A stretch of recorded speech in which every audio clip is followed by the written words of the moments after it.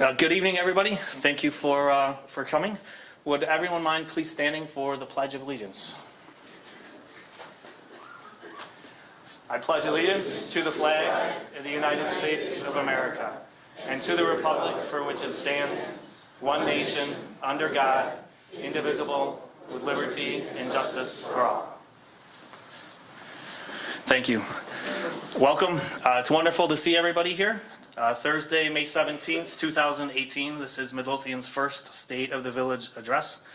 I'm Alan Moskal, the village clerk, for those of you who don't know me. I think it's good and healthy for organizations to go through this exercise of having a State of the Organization address. It's good for introspection, it's good for communication, and it's good for planning. We appreciate the mayor's efforts to prepare and present this tonight, and we appreciate all the help of the village department heads and the village board and staff in helping the mayor in this endeavor. All of Midlothian's elected officials, trustees Karen Kreis, trustee Jerry Gillis Jr., trustee Don Killelly, trustee Sandra Crowley, and trustee Kathy Caveney, and myself, village clerk Alan Moskal, I feel comfortable saying that we share Mayor LaRue's focus on transparency and fiscal responsibility and community engagement. Whenever we talk about governance in our wonderful country, we talk about shared governance. In the village of Midlothian, it's a collaborative effort amongst our department heads, the village board, and the residents. And you, the village residents, are the boss in that equation. So would you please join me in welcoming Mayor Gary LaRue.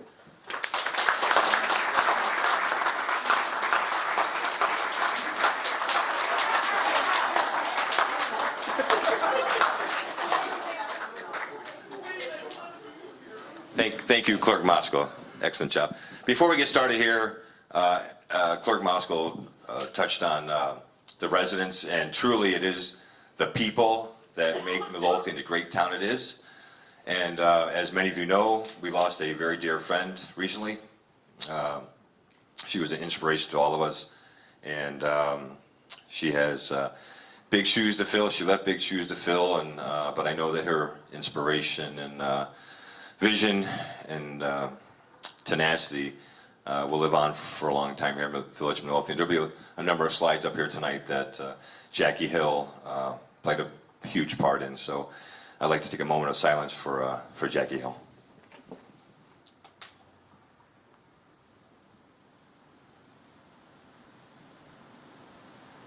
Thank you. All right, so we have about 90 slides. I'm going to try to get through this within about 45 minutes, and I'll probably start talking really fast, and I'll get done in about 30 minutes. But I'm not a good public speaker, but you know, we'll do what we can do. So the agenda tonight, well, we had the welcome. We'll introduce the elected officials. We'll talk about village finances and the accomplishments that we had in 2017, and of course our goals for 2018. And then we're going to go through the departments. And then our future priorities, and hopefully we'll have some time at the end for some questions and answers. So we'll start with the village board. So of course, I'm Gary LaRue, village president, and of course you heard from Alan Moskal, village clerk. He was a trustee for roughly 10 years, I believe, before he ran for clerk, and he won last year as village clerk. And I know that Alan has already begun to bring more respect and professionalism back to the clerk's office, and we couldn't be happier for that. So of course we have our longest serving trustee, Karen Kreis, here in the front row. I think she was just elected to her 6th term, right? So she's been a bulldog all these years, watching your taxpayer dollars and fighting for grants, and now more recently with the land bank. I think you've acquired over $1 million, a few $1 million in grants, I think it was. So couple $1 million. So she's been a real workhorse and real bulldog. And Jerry Gillis, a long-term trustee. He's over the fire department and historical society. We call him the resident historian. He started the memory clippers. I believe it was memory clippers is what it was. So really happy to have him around with sharing all of his insights and his work with the fire department as well. Our new trustee, Kathy Caveney, she was elected last year. She was put in charge of the building department, and she was very vocal participant in the audience before she got elected, and she's been instrumental in getting our community rating system up and running, and we'll talk about that a little bit later as well. Let's see. Trustee Killey couldn't make it tonight. He's another long-term trustee. Right now he's over the Public Works Department, but he's served the capacity of liaison in a lot of the different departments, and just a voice of fiscal conservative, I would think. I would think that would be the best way to say it. But he's done a lot of good over the years, and we're happy to have him here. Trustee Ivan was elected, I believe, 2015, right? So he is in charge of the Administration and Finance Department, and he's been instrumental in restructuring the front office in the Finance Department, job descriptions, hierarchy, workflow charts, and things like that. So he's been great as well. And then Sandy Crowley was appointed last year to fill Clerk Moskow's remaining term, and she's been put in charge of the police department. And she jumped in with both feet and took the ball and ran with it. So we're real happy with that as well. So I wanted to thank, oh, sorry, I think there's a big picture of all of us. So just to be clear, it's because of these individuals and our departments as well that we can stand up here and talk about this stuff. It's all because of them, that their tireless effort, their hard work, their effort, their dedication, that we can stand up here today, and I can stand up here today and say, I'm proud to say that the state of the village is very strong. And I know that we're not turning a blind eye to challenges that are ahead of us, our internal debt, our pension obligations, and other things. But I know that this Board of Trustees is dedicated to put the plans in place to make Midlothian a very strong town going decades into the future. So I want to give them all a round of applause.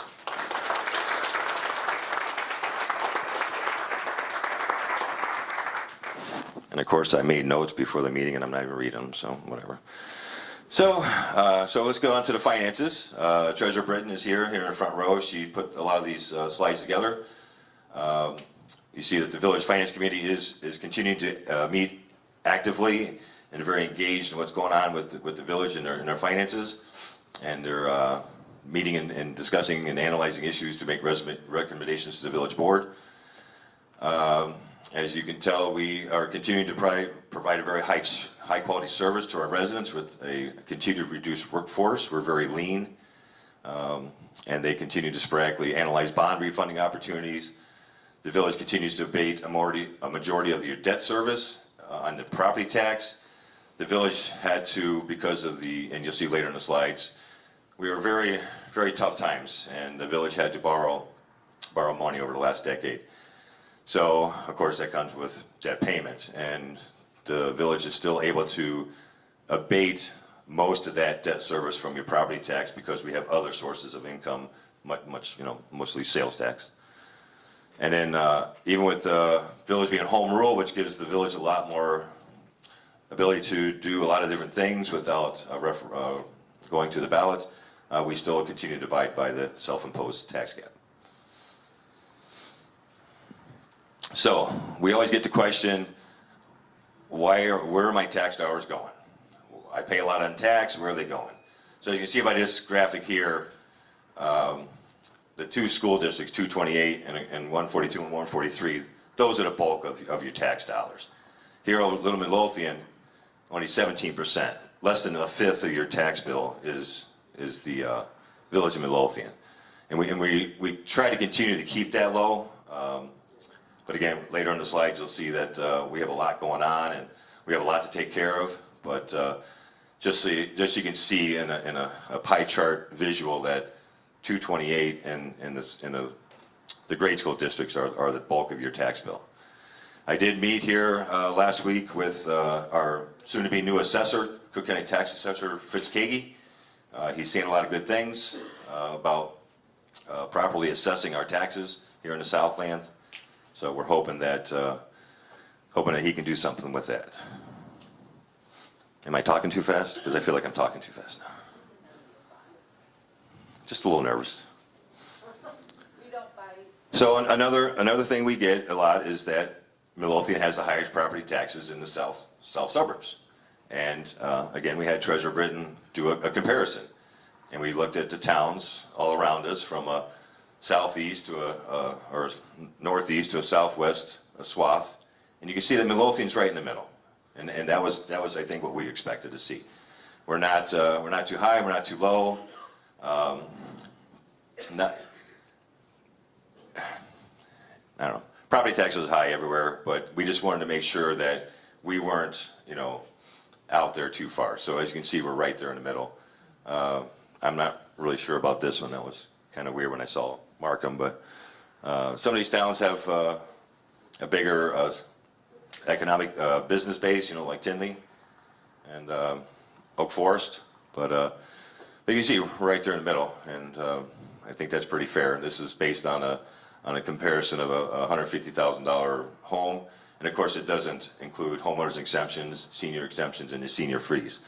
And we also always, every year, we encourage everyone to appeal your property taxes. It can work for you. You can go through the Bremen Township, you go through the Cook County, and you can appeal that. And a lot of times it works. You don't have to hire an attorney. You don't have to hire a high-priced attorney. You can do it yourself, and it usually works. So we always encourage people to appeal their property taxes.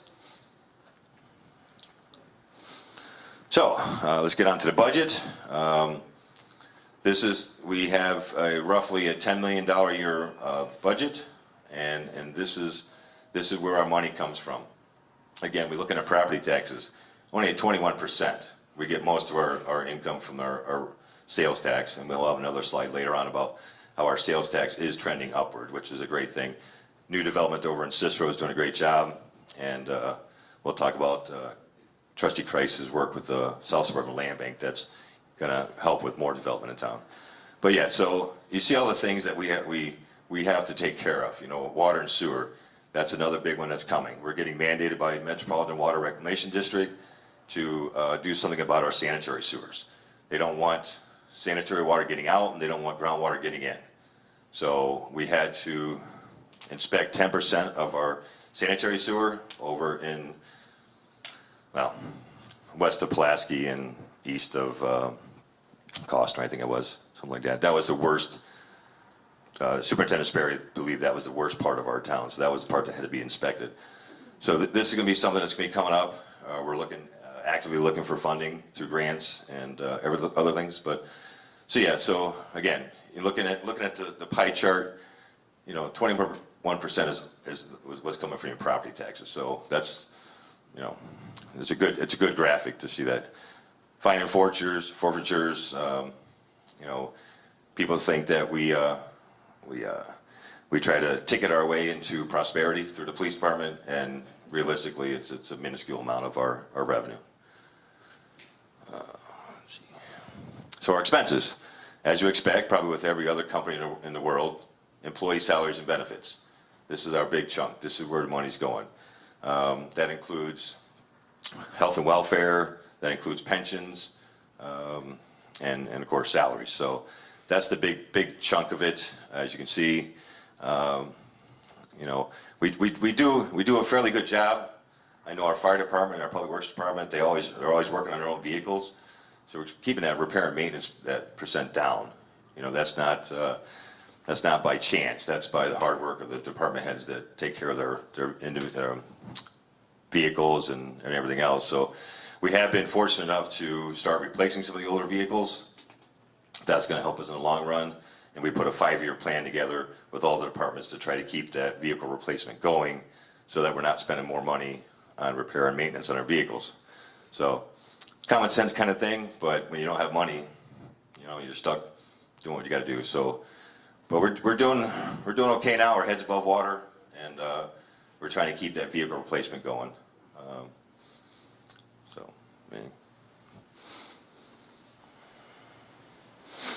So here's the graphic that Clerk Moscow put together. It does show an upward trend in our sales tax. You can see that we're in bad shape. If we could have gotten information back, if we would have gotten information back here, it would have been up here. So we dropped over $1 million, $1.5 million in sales tax in that short amount of time. We were in trouble, and part of that was borrowing money to try to keep the doors open. So since 2013, 2014, it's starting to come back up.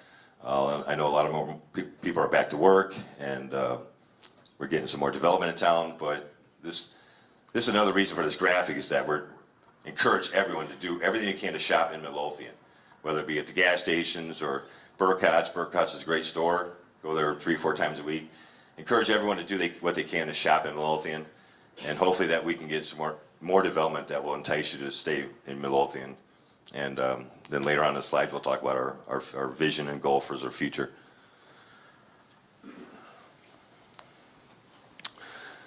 So Alan threw this one in. People ask, we get a lot of questions throughout the year, and so the fund balance, it's the difference between our assets and our liabilities in our governmental funds. So as you can see, 2013 and 2014 and even 2015, again, we were in really bad shape. So we had to do something, again, due to the hard work and effort of not just the trustees, but the department heads. They really buckled down. They started watching every penny. And we did institute a 1% home rule sales tax, and that started to get us out of the water. And now that we're looking at the more development on Cicero and other places, that we're really starting to have a nice trend.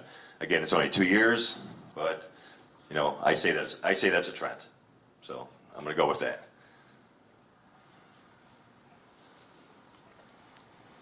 So just a little bit about our community. I'm not sure everyone knows that we're about 14,699. That was the estimate from our 2017, what do you call it? Census. Thank you.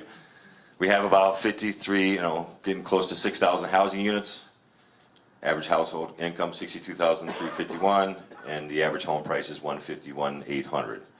That's pretty standard for a town our size, a town of our makeup. We're a middle-class town with hardworking people, and but there is a wide difference between going from Kedzie to Cicero and beyond. There's a big swath of change from east to west, and everyone gets they deserve the same village services as east side to west side. So, but this is pretty typical. I don't think we found anything odd about this graphic at all.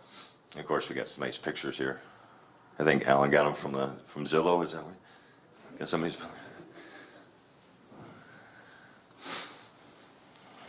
So let's look back at 2017 and what we were being able to accomplish so far.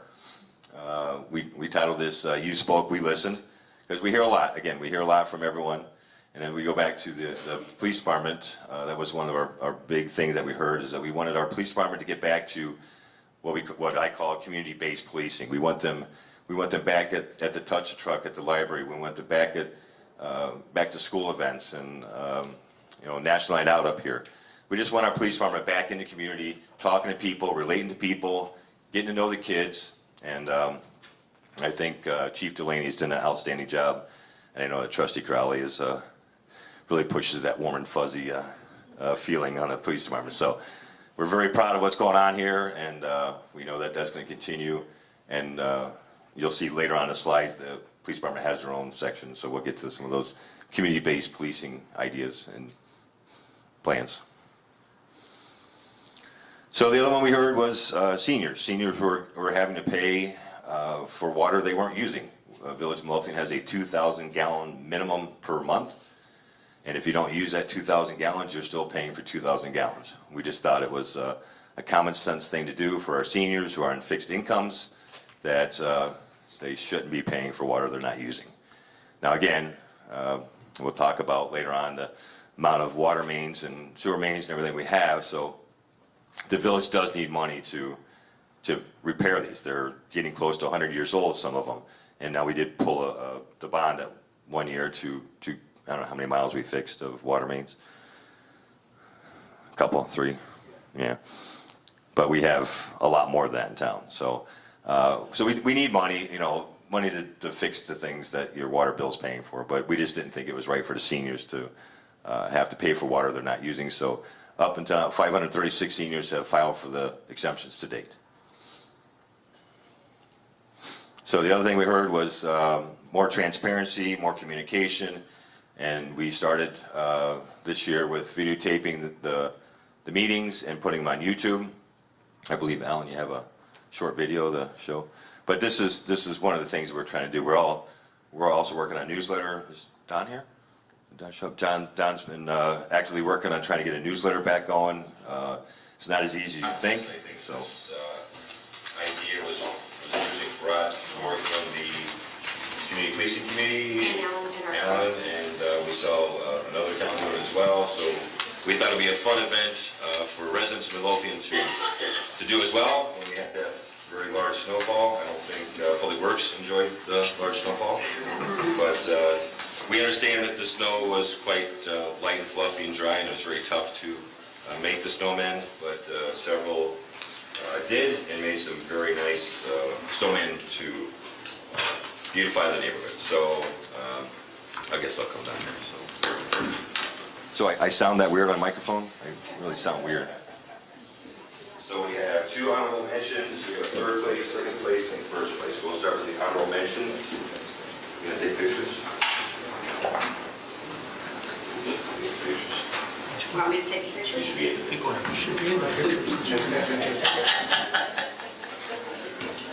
So first honorable mention goes to the Battistella family.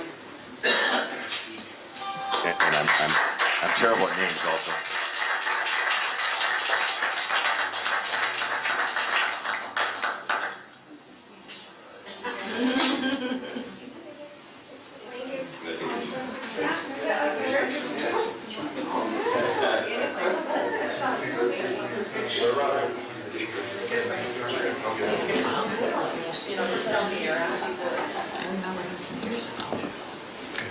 Thank you so much. Thank you.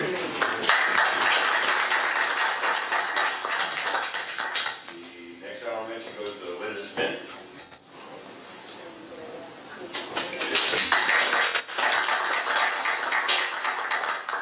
All right, 3rd place goes to the De La Serna family and Ray's family.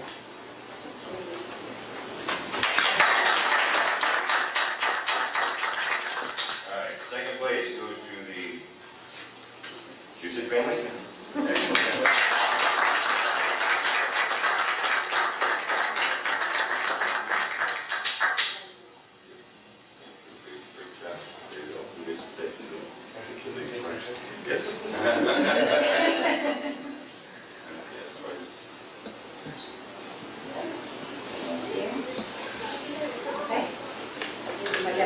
One of the other things there.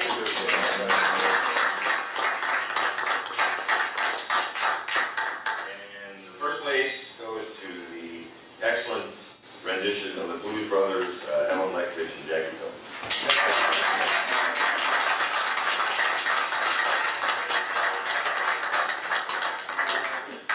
Okay, we were working outside today, so we were.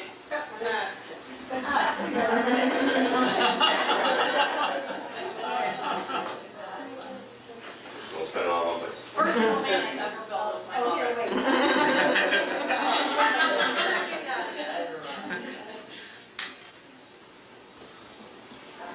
Thank you.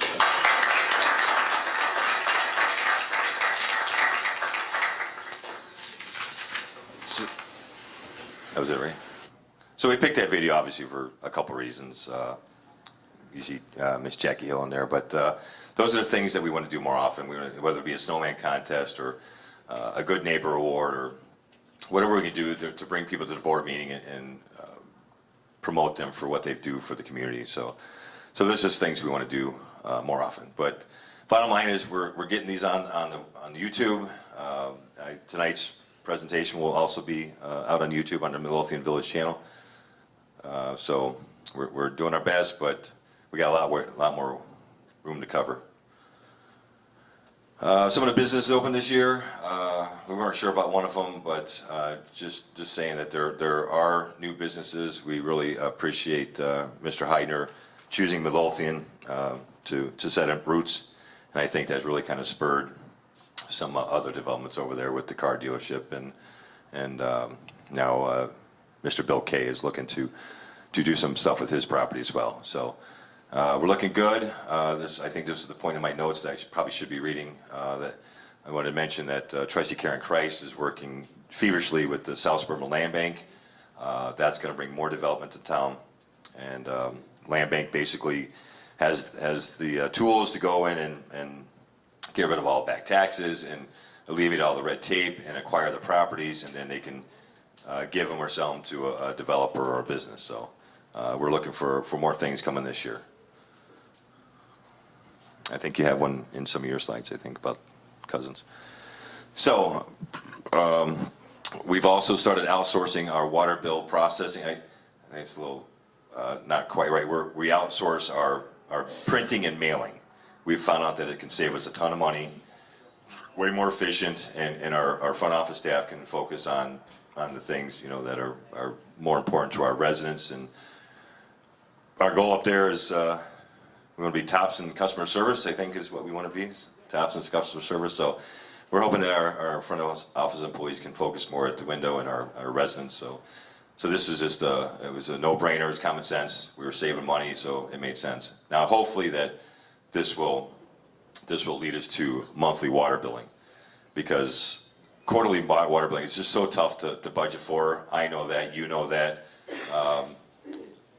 Summertime's worse than wintertime, and it's just we're trying to get to the monthly water billing. So Proven is our IT company now. They're doing hardware and communication infrastructure improvements. They're doing disaster recovery planning as well. So so far so good. So some other accomplishments. I suppose hit it twice, right? Okay. So we were finally able to complete the 500,000 gallon elevated water tank. This was made possible to come to reality this year because of some smart investments on that Cicero Avenue property. The village bought some of that vacant property for a very discounted price. And again, the village board, very tough negotiators. We had some people that come in and wanted to develop it, and we sold it for a pretty decent profit. So we were able to put that money back into the water fund and get the water tower done. So many people went into getting that done over the last 60 years, probably. So a lot of people ask us, why do we need it? Well, first of all, the elevation changes quite drastically from east to west. And also, if our pumps fail at the pumping station, we have no pressure in our water lines, which means groundwater, again, our aging water lines, water mains, will let groundwater into it if there's no pressure on it, which creates a very terrible situation for our residents who drink tap water. So the elevated water tank will keep a constant pressure on our water system and not allow that to ever happen. So last year, we combining our community development block grant and motor fuel tax money, we were able to get $900,000 worth of paving done. Combining that money together, it gives us a bigger bang for our buck because we can get more stuff done at a cheaper price. Because once they get the equipment out here, it's cheaper for them to stay here. So we were able to do $900,000 in paving or resurfacing. We were able to finally get the Jolly Homes drainage study done. Any of you that live here in the Jolly Homes area, you know that when we get a little bit of rain, 149th or 51st, tends to back up with water. Here's one of the residents' meetings that we're having a lot more of these days. And we were able to get that study done for $30,000. So again, Metropolitan Water Reclamation District mandated that we get 10% of our sanitary sewer lines audited. So we had them smoke tested in Camber, I believe it was. So that cost us $200,000. Again, another mandate from MWRD, but again, they don't want groundwater getting into their sanitary sewer. They're trying to create a clean ecosystem, especially with our Cal Sag, where everything kind of drains into or back into, so they don't want to have to dump sewer water into the lakes and streams. So this is part of their effort to clean up our ecosystem. I'm not sure, am I saying that right? Not ecos, or lakes and rivers. Again, talking about Trustee Cavaney, she was quite vocal sitting in the audience before she got on the board, and she's continued to be quite vocal sitting on the board. but very instrumental. A lot of people got a lot of time into this. But I think Trustee Cavney was the leader on this, and she was able to finally get us onto the National Flood Insurance Program community rating system with a rating of 7, which was pretty huge for us. We didn't think we were even going to be allowed on the system. But we got in it, we got a 7, and that means anyone that's paying flood insurance is going to get a 15% savings on their flood policies. So that was huge.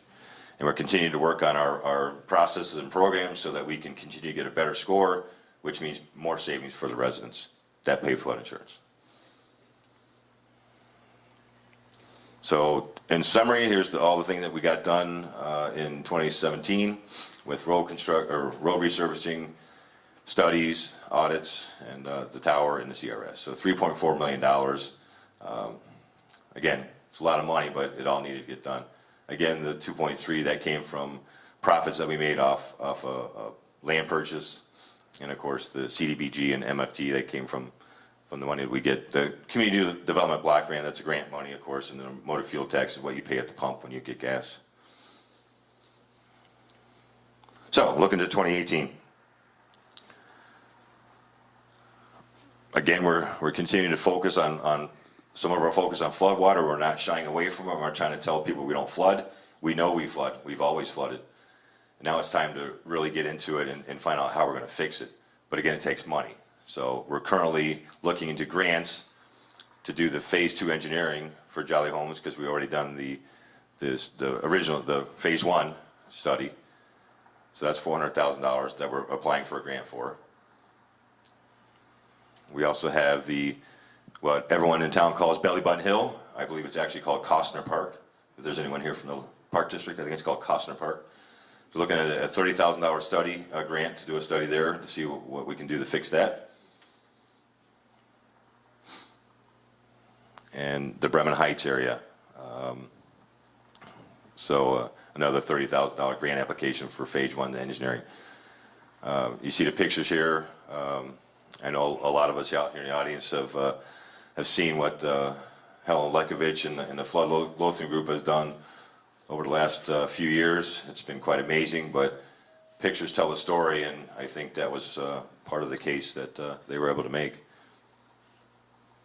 We are in talks with our representatives and senators to try to do everything we can to push them to get us the funding. I'll be reaching out to Congressman Rush's office probably tomorrow to sit down and meet with them to try to see if we can't get some of this funding.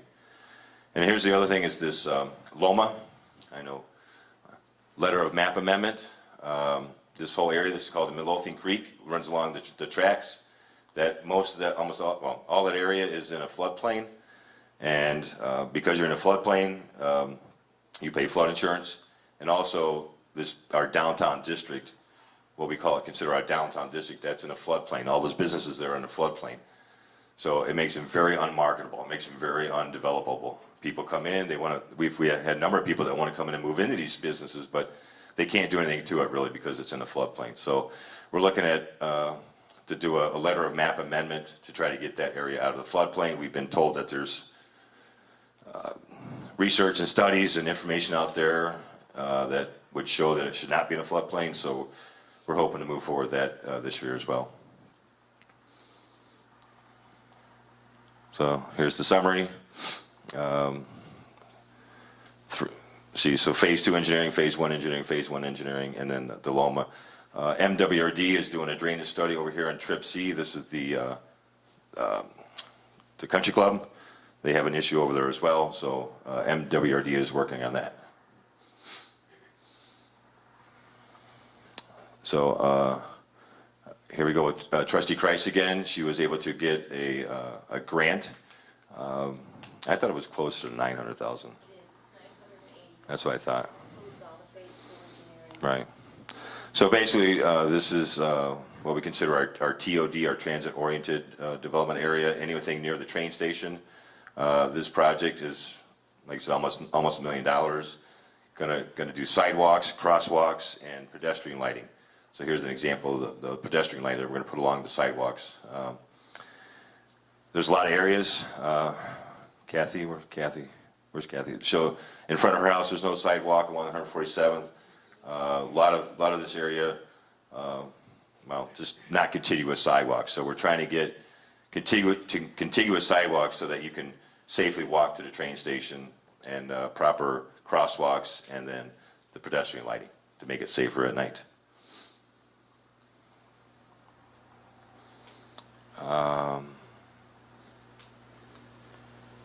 So this year, we're down about half on the grant and the MFT money. Not as much money has come in this past year, so, but we're still going to get $450,000 worth of paving done. Maybe you mentioned that those are grants and qualified areas. Correct. The CDBG, the Community Development Block Grant, it is only money could only be used in certain parts of the town. It has to be a certain level of income, I believe it is. So that's why you only see certain spots. So, but again, we try to combine that money to get more bang for a buck every year.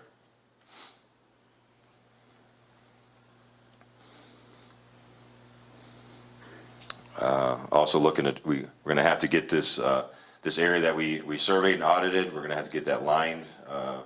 So that's about $300,000.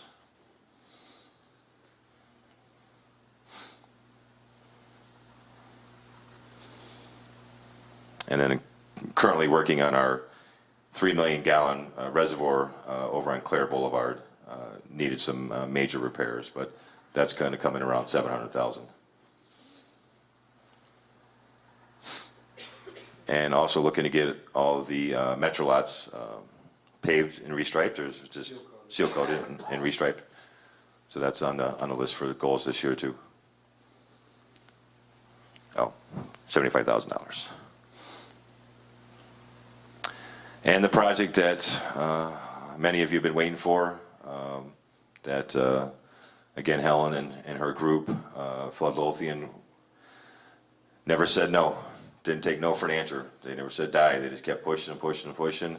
And MWRD finally came through with a $9.3 million project, something like that, 9.3. Well, the construction is like 7.9 to 8.3 estimate, but they've already invested about $1 million into design. Yeah. So they're going to take care of Natalie Creek from Oak Forest through Midlothian. They're going to replace 5 culverts, from the round small culverts to very huge arch culverts, box culverts. They're yeah, like the bridges you see on Keeler and Karloff. And so there's 5 areas going to do that. I think I got some, yeah, so 5-foot diameter. They're going to remove the 5-foot diameter storm sewer and put in 26-foot wide arch culverts. Kind of what you see down here on the bottom. So there's 5 areas that they're going to do that. They're also going to put in retention pond over there in Costner, kind of just south of the Park District.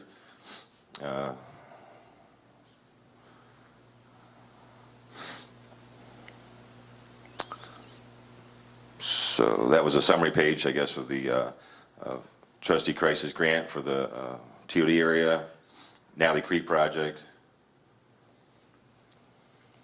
and the reservoir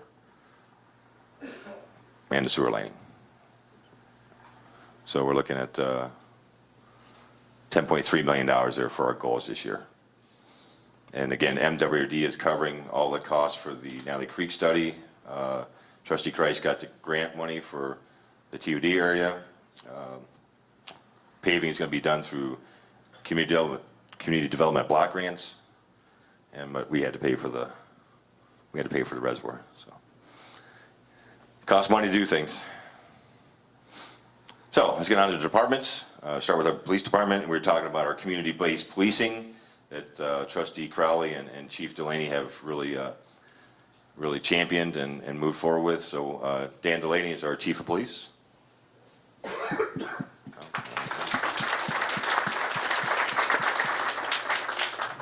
And our new Deputy Chief this year was Larry Rafferty. He's not here tonight.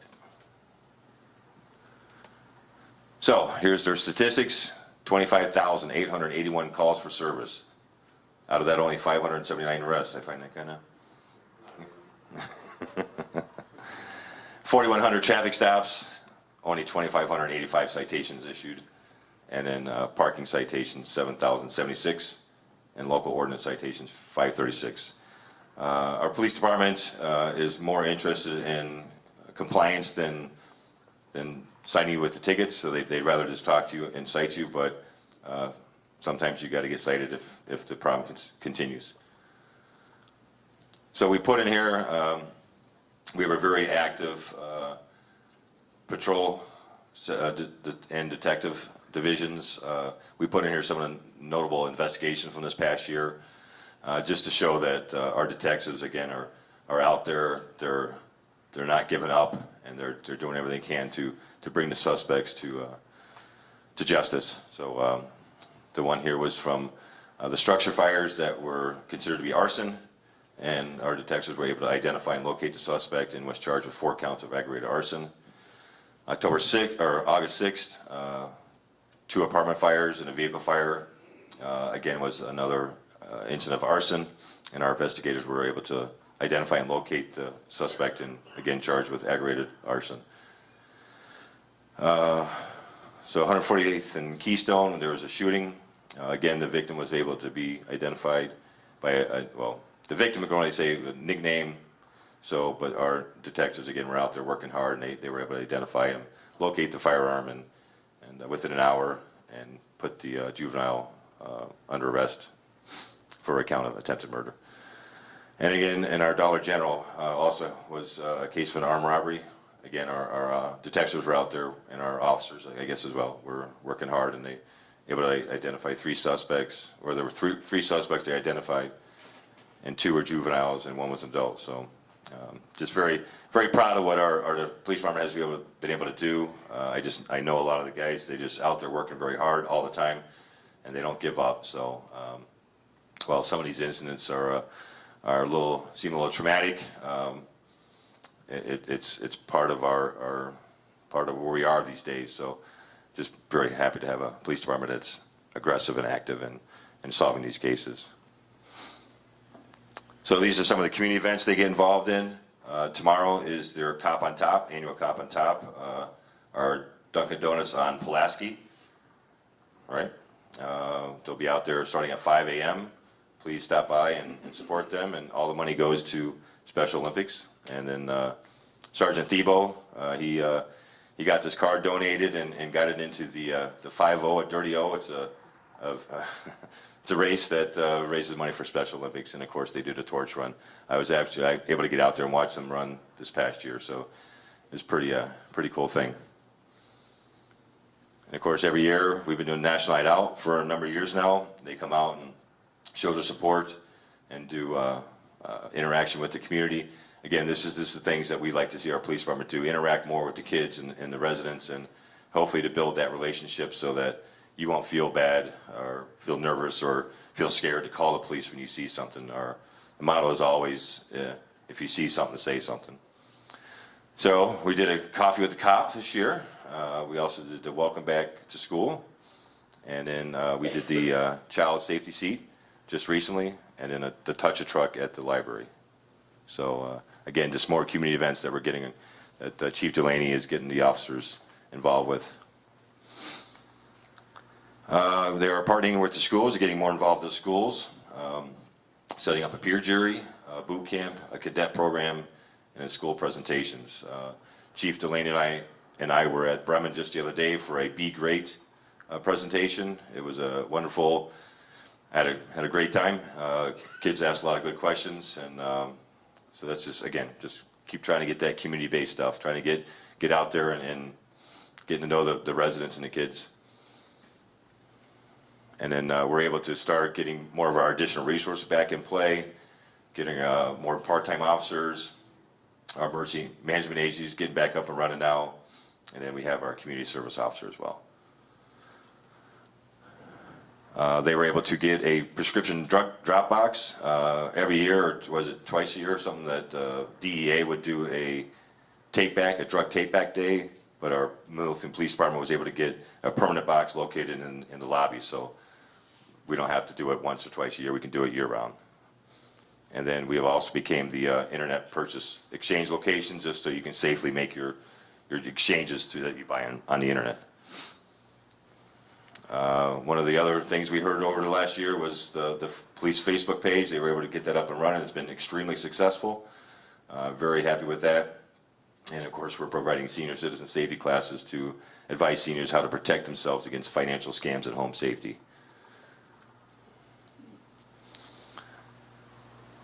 So, as you see, police and village officials have conducted several crime prevention meetings with the village.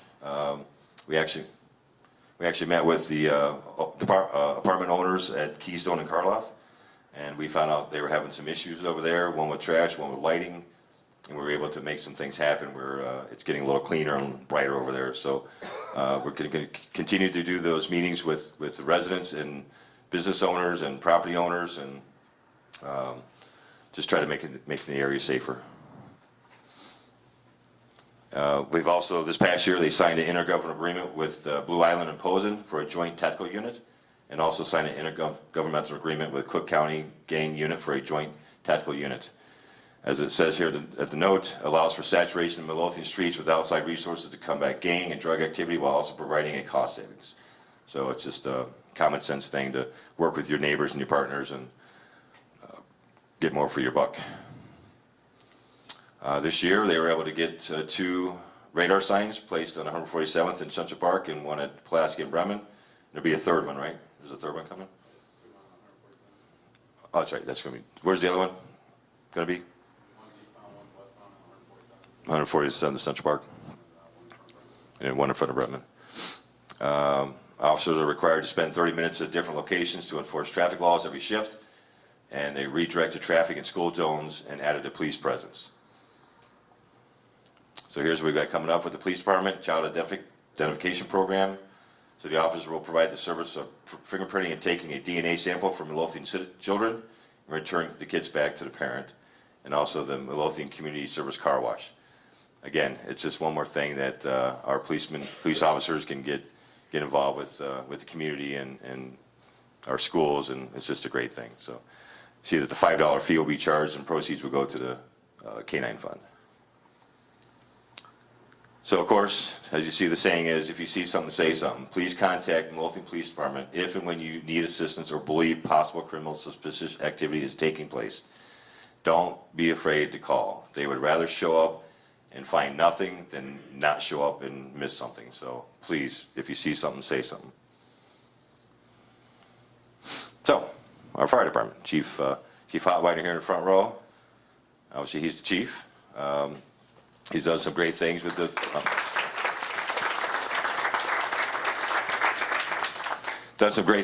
department over the last year. One of them would be the structure rank. We finally got structure rank in place. So we have a chief and deputy chief, Joe McClellan. They've also started the vehicle replacement fund. Since we're now transporting people to the hospital, we get the insurance money, and we're able to put some of that money aside to replace the vehicles there. When I became the liaison to the fire department, they told me how much a fire engine costs, and it's out there. So we're doing well there. Here's their statistics: 2,414 emergency calls, 1,645 emergency medical services, 58 still alarms. That would be fire alarms, fires, and then 331 mutual aid assists with other communities. So here's this structure rank we already get in place. So we got a fire chief and his administrative assistant, and then the deputy chief, captain, lieutenant, 3 engineers, 9 full-time firefighters, and 11 part-time. We're having a hard time with part-time firefighters. There's not a lot of kids going into the fire service, so we're making a plea that, if you know anyone out there, please join the fire service, because we're having a hard time, not just us, everyone's having a hard time keeping the part-time roles in place. So here's their equipment: 2 frontline engines and then 1 reserve. I also learned when I became the liaison that an engine is different than a truck. Don't call it a truck because a fire truck has a ladder. So we don't have a ladder truck, so they call it engines. So we got 2 frontline engines, 1 reserve, and we have 3 advanced life support ambulances. Of course, the 2017 wheeled coach ambulance, which was purchased through the vehicle replacement fund that we started. And then we got the 2 command vehicles for the chief and the deputy chief, and then we have 2 chase vehicles, just so that we're not using engines and larger vehicles to follow an ambulance. We have these smaller chase vehicles just to be more cost effective. So 2017 wasn't a good year. We had 26 fires.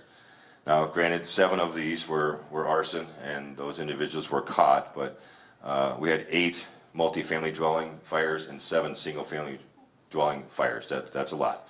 And of course, we all remember the Midwest Meat Market and Lisa's Diner. Just looking at that, that's a lot of fires, and some of these fires were just bad mistakes. They were just someone was trying to clean their weeds out from front of the house with a torch, and it got up underneath the siding.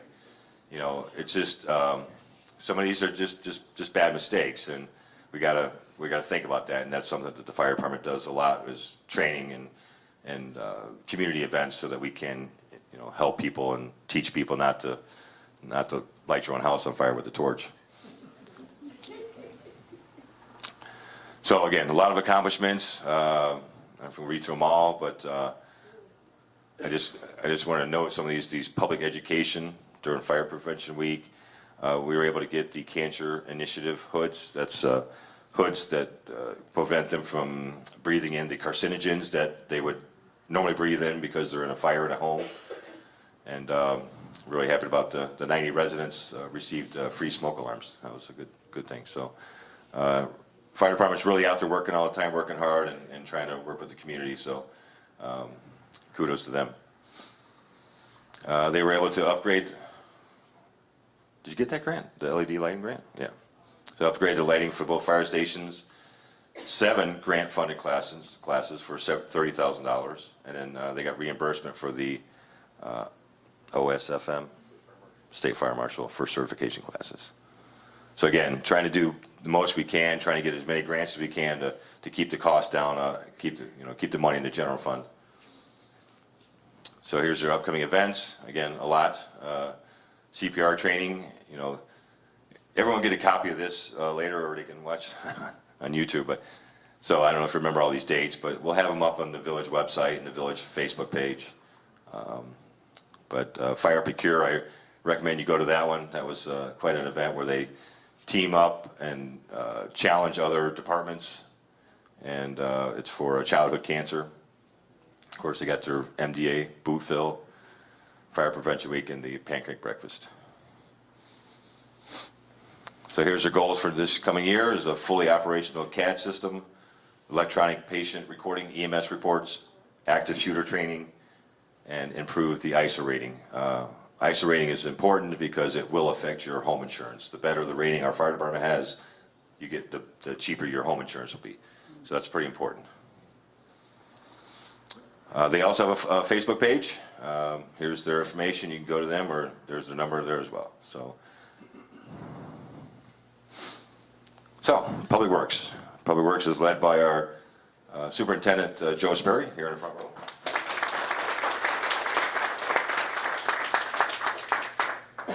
Sometimes I feel like they're the redheaded stepchild. They don't get invited to anything. They just, what'd you tell me the other day? You were just sewer diggers or something? I don't know. It's like, no, you're more than that. So again, we talk about where do our tax dollars go, and when I was going through this presentation with Alan, this slide really stuck out to me. We're such a small town. We're 2 square miles or something like that, but we have 49 miles of streets. We have 47 miles of water mains and 19 miles of sanitary sewer. That's a lot to keep up with, and a lot of those are, especially the water mains, are very, very old. So they do their best to keep them running. They're out there all the time, you know, especially in winter with the water main breaks. But at some point, we'd like to start replacing all these things. So, you know, it's just a good visual of what the village has to take care of, and where does that money go that you give to us through your property taxes. So some of the things they take care of, they do the branch pickup every year. They clean out the catch basins. They deliver safe and potable water to our residents. Take care of our sidewalks, storm sewers, trees, and of course snow plowing. It's a tough job. They seem to all love it. I don't know if I could be out there in the middle of winter doing a water main break, but we're very proud of our Public Works Department and all the guys in it. And I believe we had some new members this year. So I think we got the slides backwards, right? So anyway, so Joe Sperry is our superintendent. Ty Swanson is the assistant superintendent. And of course, Kristen Ramirez is the administrative assistant. She does a lot of our code red. She's been putting together the flyer and everything for the cleanup day, which is this Saturday at Public Works.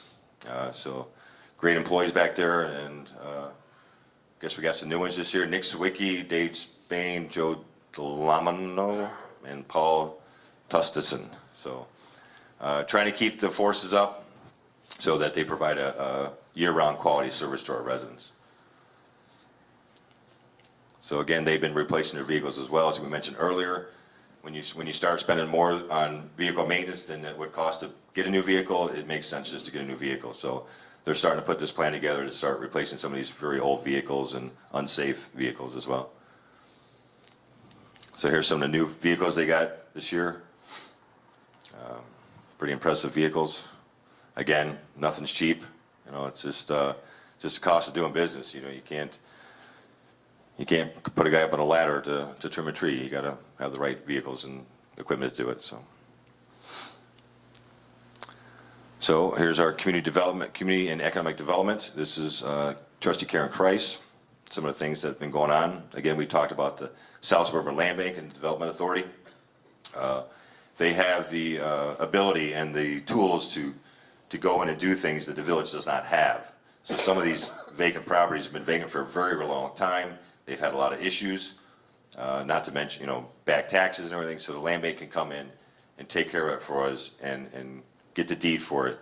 So this is the one just west of Cousins, and the owner of Cousins is looking to develop these two businesses into something nice and complement his existing business there. So it's huge. The South Suburban Land Bank has done great things for us, and as you can see, they're still working with us because of the successes that Trustee Kreis has had with them.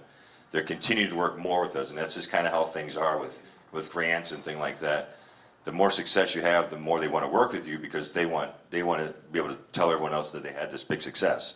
So big thank you to Trustee Kreis and Trustee Killey. They work diligently with these groups. So here's two more that they're looking at. We already got the deed for that one, both of them.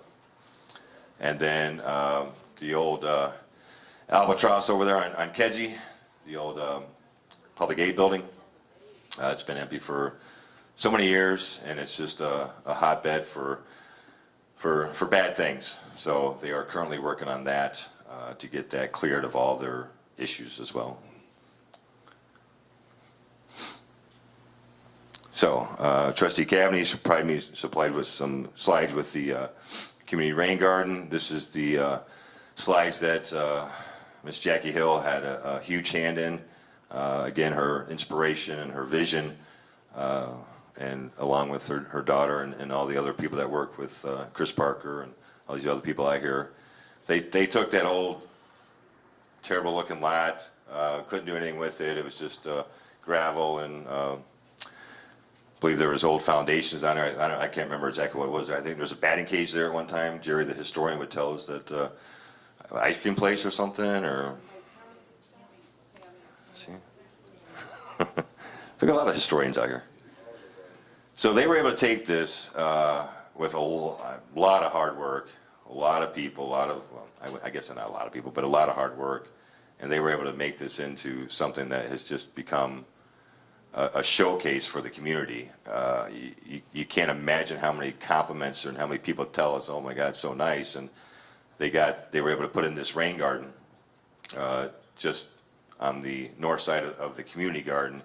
It's able to take all that water. This is a slope from the tracks down through the public works. So able to take all that water that comes down through there and hold it and disperse it into the ground at a timely fashion. So just, I don't know if I could say enough about what they did to this area by hand, hours and hours and hours of just sweat and tans and sunburns, and I don't know. It's just amazing. So that's not a great picture of the community garden, but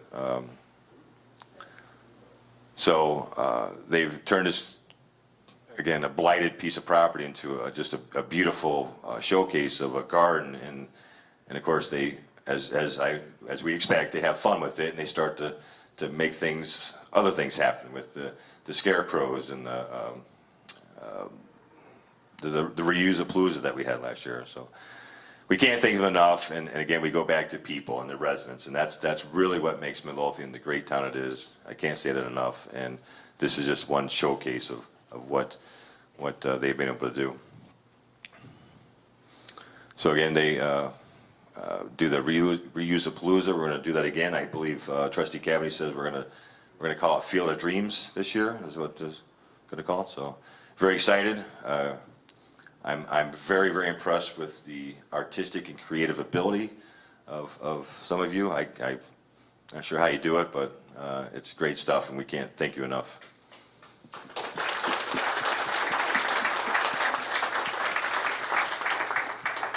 This was another one, the Kindness Rocks, that kind of really took off. We have rocks over town now with kindness themes and all kinds of words on them. And not sure what was the mannequin doing there, Helen? Not eating rocks? Painting rocks. That's right. So again, just great, fun community stuff that we can all be proud of. So last year's theme was the Sweet Home Chicago. I know Chris Parker had a lot of big hand in this as well, but so they did 42 scarecrows, including the Blues Brothers and Penguin, and we had the Boy Scouts out there. Or was it Girl Scouts? That's both. So yeah, it's just again another fun community thing that people drive by and people walk by and give you guys a lot of compliments. So this year's Reuse-a-Palooza is going to be themed the Field of Dreams. So we want you to make a scarecrow of your favorite team player from any era, from any sport, and include them in Midlothian's very own hometown teams if you want. I think, what'd you say, Midlothian White Sox maybe you get a player out there, or maybe Howie Minus you could get a. So another, again, it's a Reuse-a-Palooza. We're just looking for ways to not just recycle, but repurpose, sorry, into other fun yard decorations and scarecrows and stuff. So the village has been awarded 2 grants for 2 permeable parking lots, one on the north side of the Rain Garden, south of the VFW Hall, and the other one at the 148th and Keystone, where we had a old vacant abandoned home demolished. So this is the Village of Midlothian Greenway project. So we're trying to, with the Rain Garden and the green infrastructure projects, have installed on the site to improve water quality with the Midlothian Creek watershed. So we're just going to continue. We also became part of the Greenest Region Compact too, through the Metropolitan Mayor's Caucus. So we're trying to do more in town for sustainability and green infrastructure. The more we can do, the better we're going to leave this town in the long run.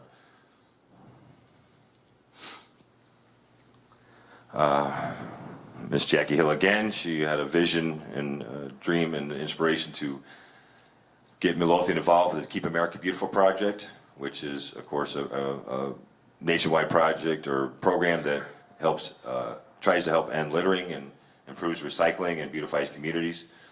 We're in the process right now of becoming a member, right, Trustee Grace? We have not actually become an official member yet.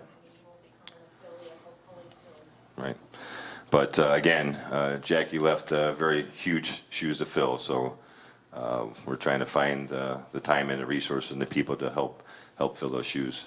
But this is a great thing. One of my pet peeves, as I walk around Village Hall every day, I try to pick up a little garbage.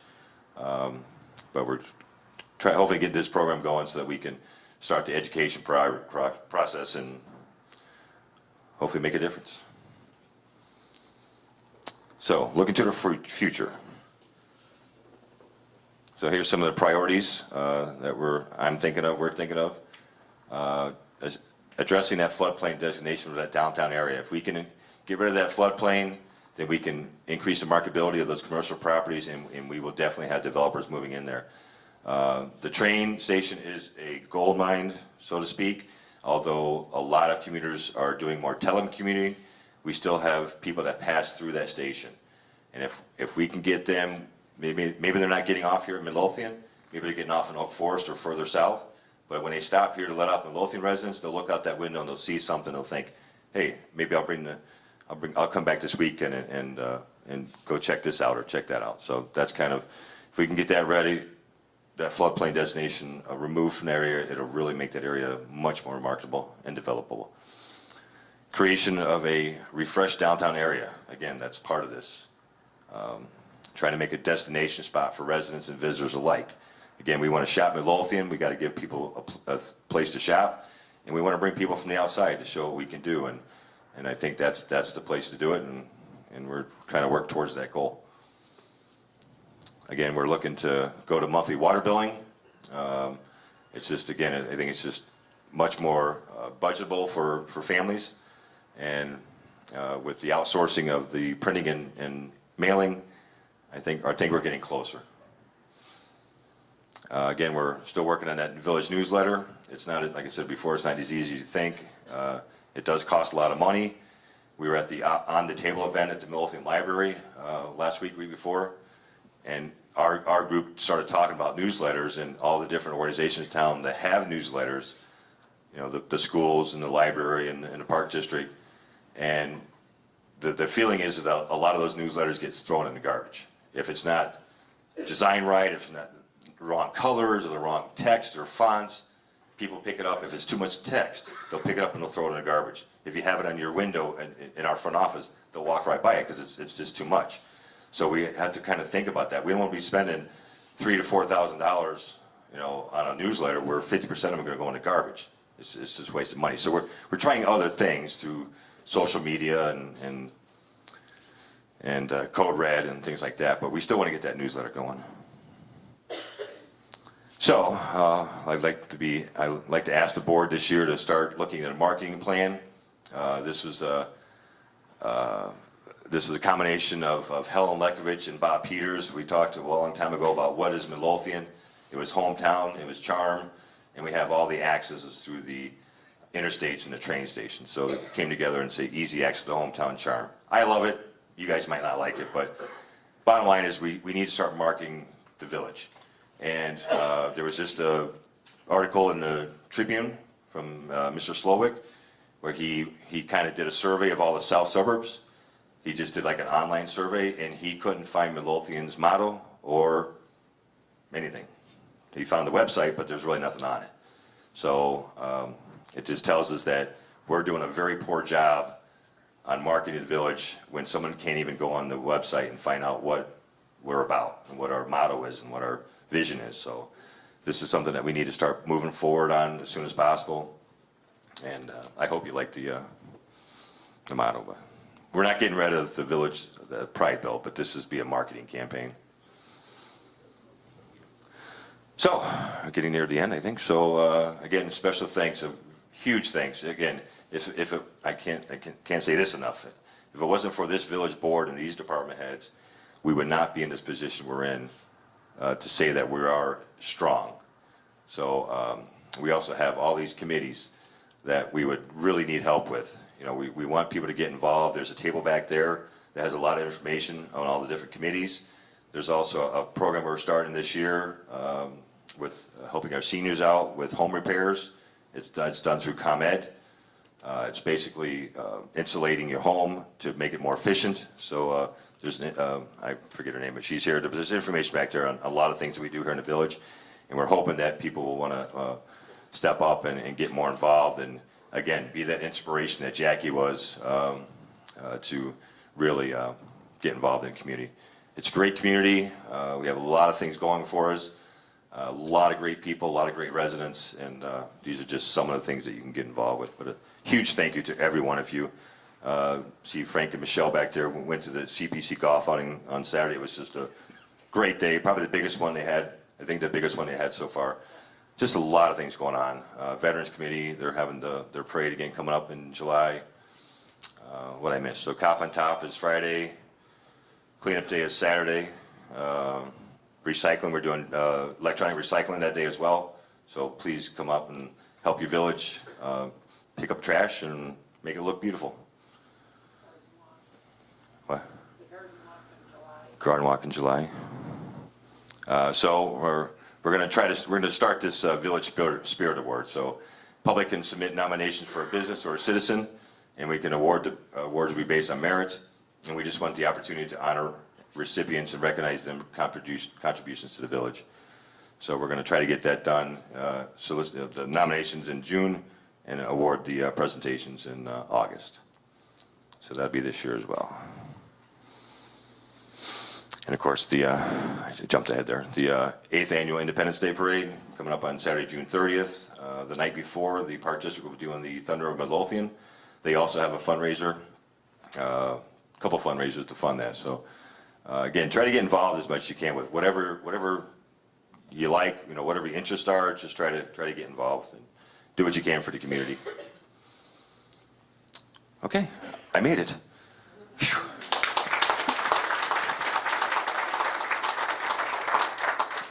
That was longer than 45 minutes.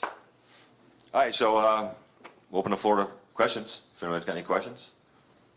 Yeah. Sure. Talk about the change the status of the non-fundraiser, floodplain. Yes. So what would be the timeframe in favor of track businesses? Well, I mean, as soon as it would be designated not a floodplain, I think we've already had people interested in moving into the buildings, but once they find out it's a floodplain, it's a no-go. So that's just going to change, the status is going to change, the title's going to change, not actually the land. We're just changing the name, protecting it. Right, because there's already been engineering studies done through other agencies that kind of give us pretty much telling us that area should not be in a floodplain. Elevation studies, mechanical studies, so we're hoping to get that moving forward this year and try to get that whole area out of a floodplain. Nothing? Crickets? Okay. Mr. McAdams. I'm going to bend rear for just a moment, okay? But it is related to the village. I had an unfortunate incident of stroke in the beginning of April. I called 911 right away. It started that the doctors at the hospital told me that due to the effect that I was there and that the fire department ambulance had trucked me, you can see me today. I mean, I'm not, I have some problems, but I'm not droopy and whatever. My main thing is, and I keep preaching this to everyone, is please call 911 the moment that you think anything's wrong. I've had officers of the fire department tell me they'd rather go on 50 calls and have it be nothing than one, and someone waited. I was embarrassed to call. My wife said, "Oh." And thank God she did. Thank you. Thank you.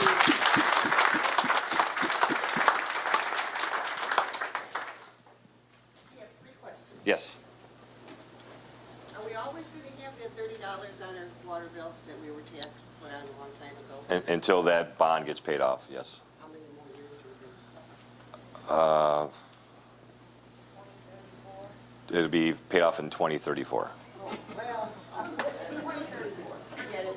Well, as I said earlier, there's 47 miles of water mains, and a lot of them are almost 100 years old, so. Number 2, we ever going to get our post office back?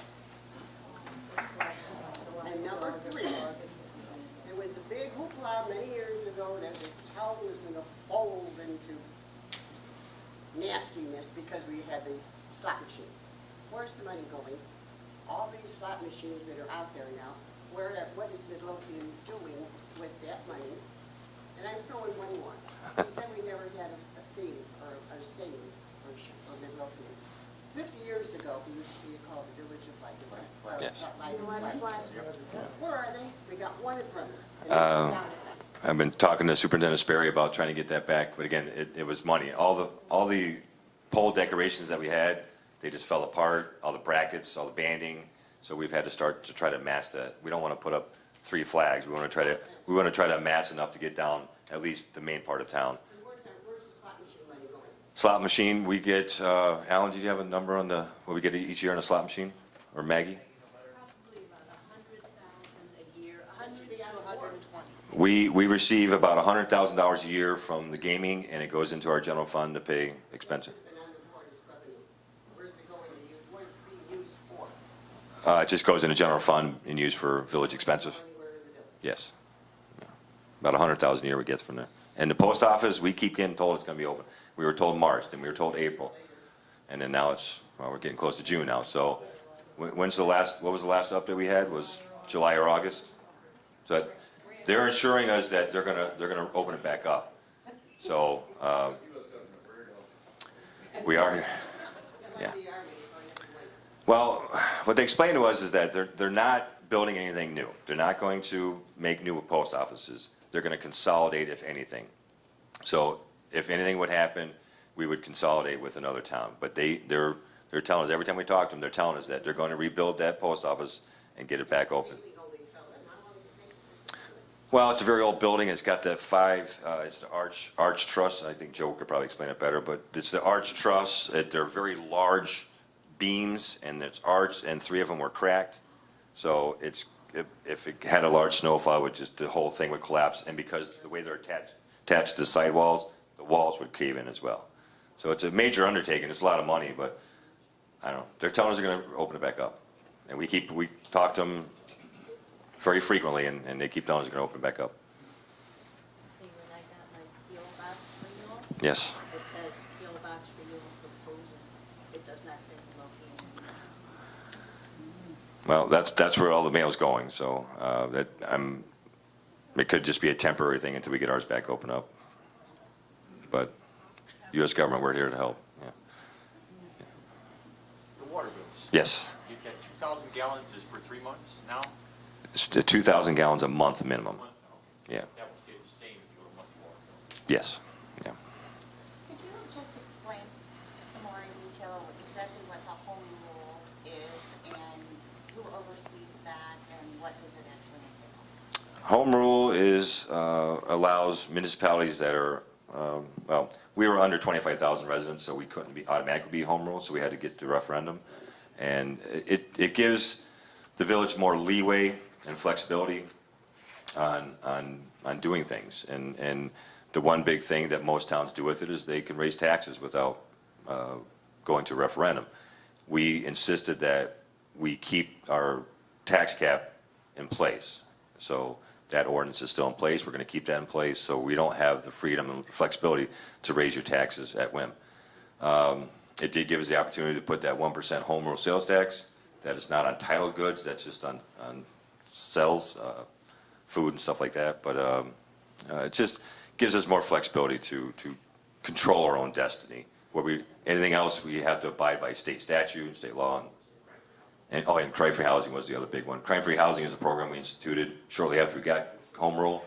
It allows our police department, if a crime is committed by someone that lives in an apartment or rental property, they can and will be evicted. And at beginning, there was hundreds of evictions in Midlothian.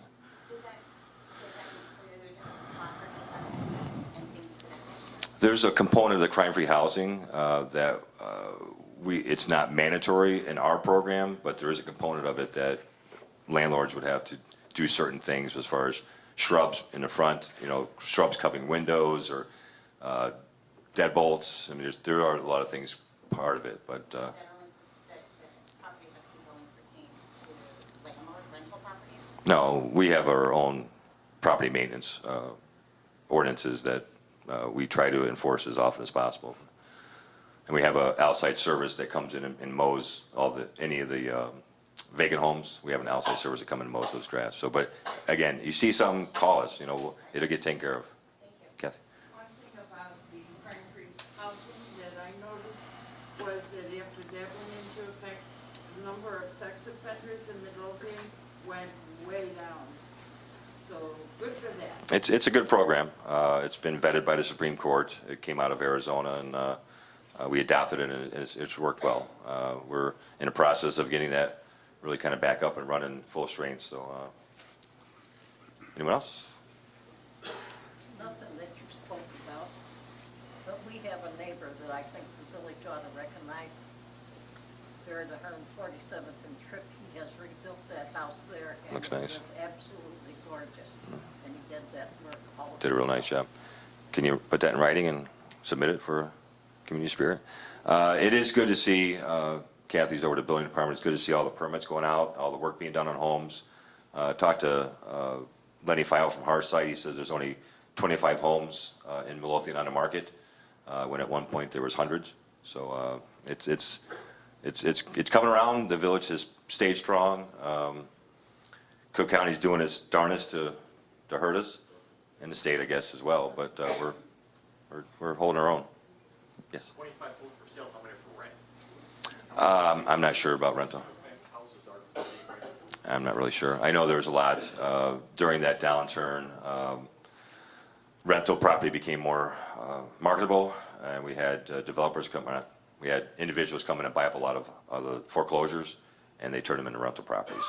But they have to abide by all the ordinances like a homeowner would. So, nothing else? All right. I want to thank you all for coming out. I really appreciate it, and we'll see you next year.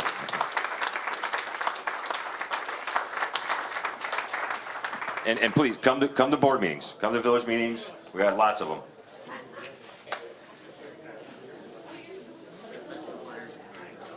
I mentioned the flyers in the back. How did you? You think?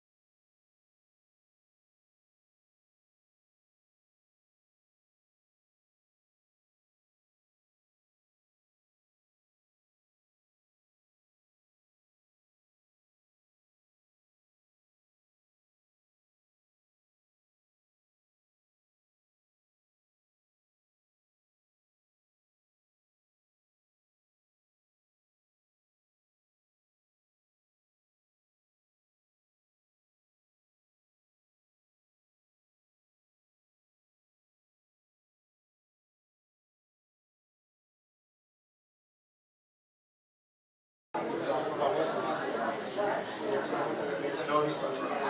told you.